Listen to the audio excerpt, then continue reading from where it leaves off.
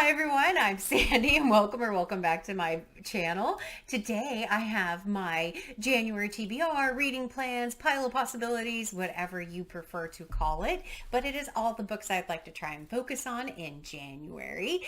This is a very late video for me. Normally my videos go up first thing in the morning, but I legitimately forgot what day of the week it was. Yesterday I was just tooling around. I went to the bookstore because of course Barnes & Noble had their 50% off hardback sale. Dangerous place for me to go. I'll have a video later this week about that. But I was just playing around and just watching TV and relaxing, and then woke up this morning and went, oh, it's Tuesday and I don't have a video out. So yeah, my idea of posting every Tuesday, Thursday, Saturday, this one's late, so I apologize for that. But yeah, something about this weekend, I just lost all sense of what day of the week it was. But for January, I am thrilled because there are a number of events that I am very excited for.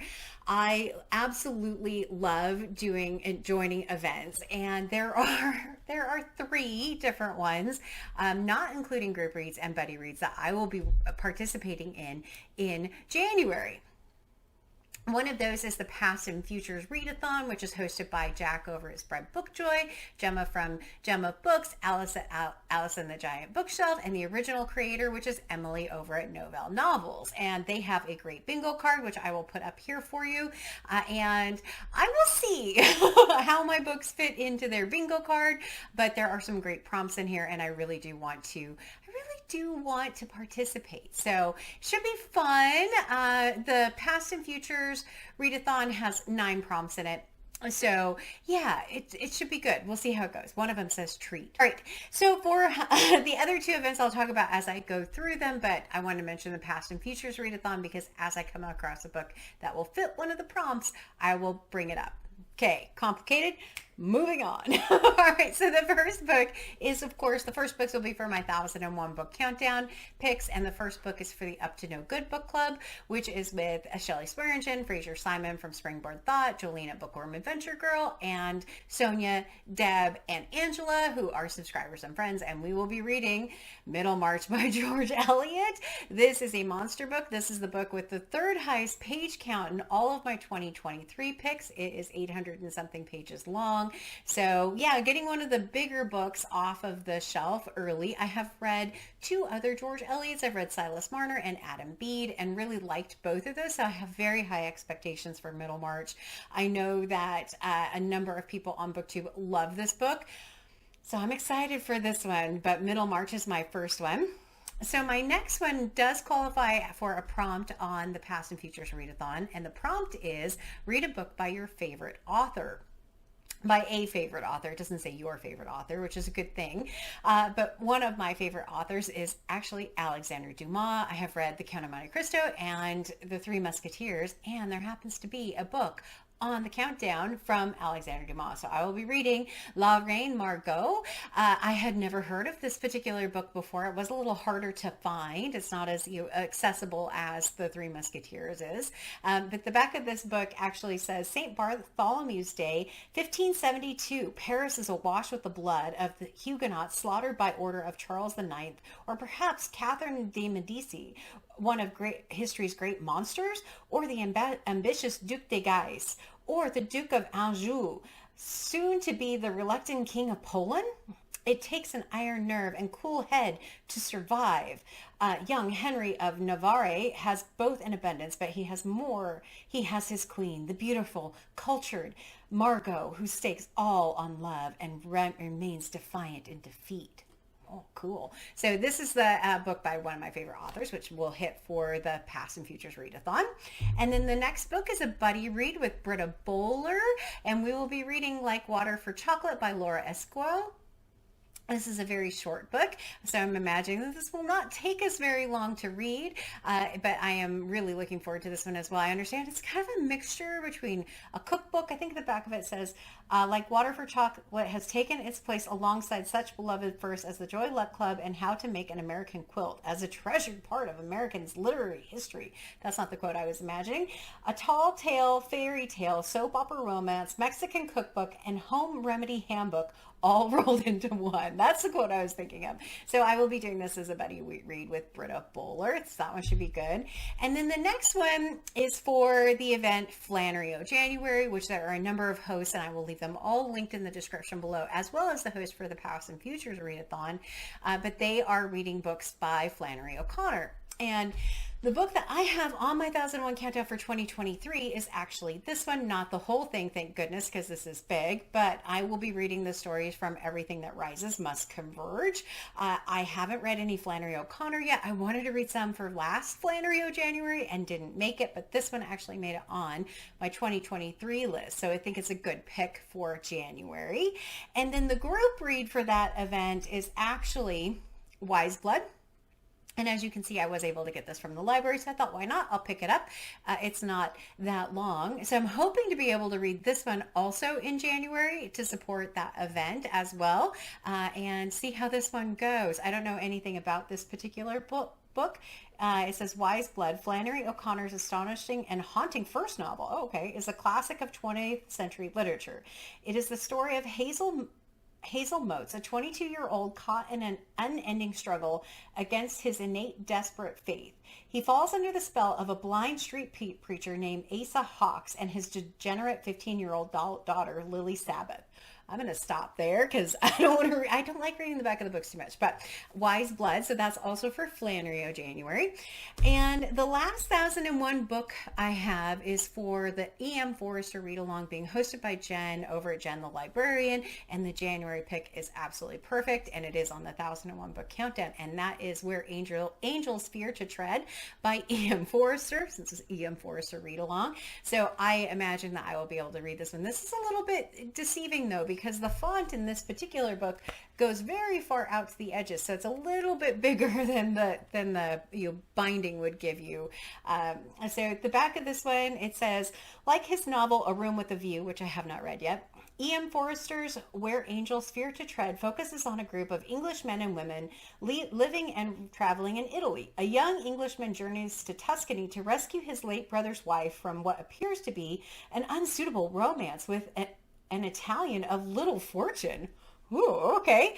So I have read A Passage to India by Forrester, which I did like quite a bit. It was actually one of the very first books I read for my 1001 book countdown. So I'm excited to pick up this one in January.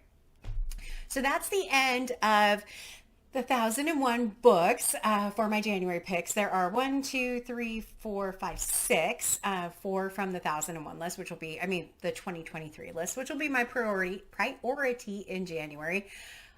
I don't know what's wrong with me.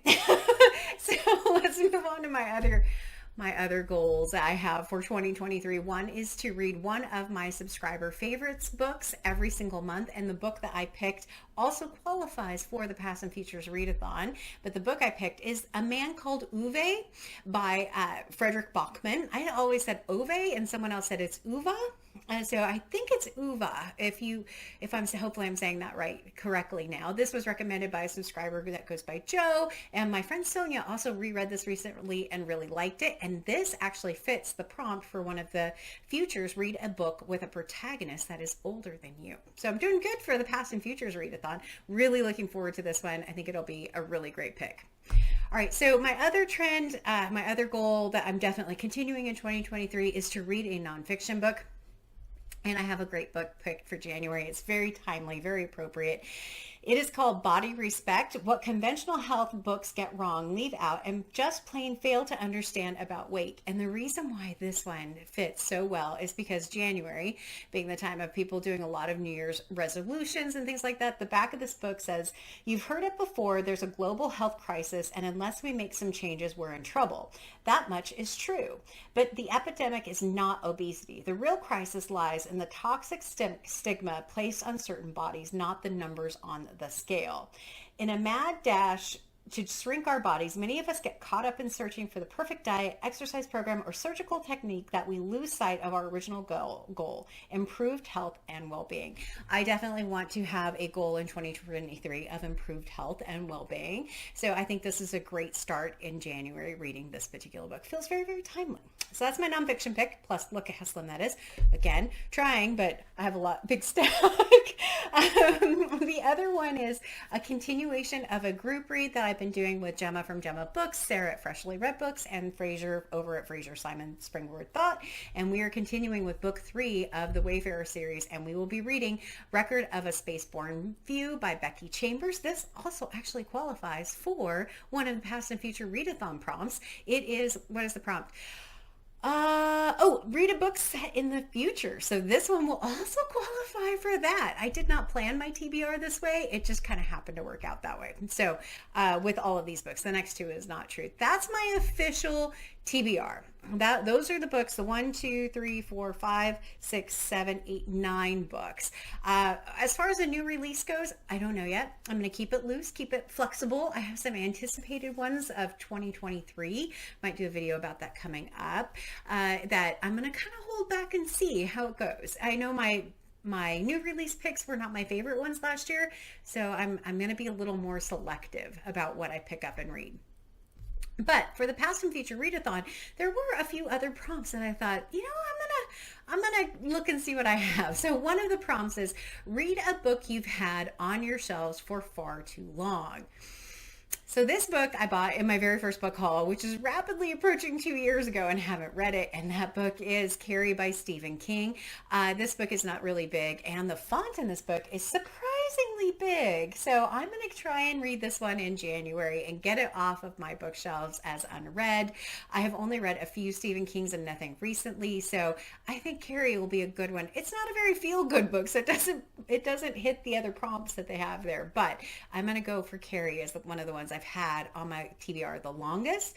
And then the next 2 books kind of go hand in hand. What children's book, a book from the year you were born, all of those. And so these fit for that. So the first one is Charlie and the Chocolate Factory as kind of a children's book. It's really a middle grade book, but I'm going to count it for that prompt. And then the second one is Charlie and the Great Glass Elevator. This was actually published in the year I was born, so it qualifies for that. But I think these ones would be also some light-hearted reads. Read a feel-good book to set the tone of the year. I think these will qualify for that prompt as well. And yeah, just really, really excited about picking up some more Roald Dahl. The last book I read was Matilda. And I'm more familiar, I think, with these stories than I was with Matilda. But yeah, I think I have a possible book for every single Past and Future Readathon prompt. So that's my official reading plans TBR. It's a lot of books, which is very typical of me in January, because I feel like towards the end of the year, I'm holding back on reading some of the 1001 books because I know they're going on my 2023 shelf, and they're books that I've been excited about. I bought them. So yeah, those are the ones that end up in this pile. So lots of ones I'm really looking forward to reading. Lots of exciting events. I'm excited to get back with Becky Chambers. I think that will be a lot of fun. It will be my first Frederick Bachman. I've never read that author before, and I get to return to Dumas. And so amazing. So many amazing books. I can't wait to start my January reading. Maybe I'll start it early. I don't know. I say that, but I still am finishing 2 books in December, and I only have 4 days left. Woo! So that is what I have for you. Are you participating in any of the events? Flannery January, the AM Forrester Read Along, the Past and Futures Readathon. I'm sure that there's other events out there in January, but those are the 3 that I'm excited to participate in. Let me know in the comments down below if you're reading any of these books, or if you've read any of these books, which ones do you think I should start with? But as always, like, comment, and subscribe. And until next time, everyone, thanks, bye.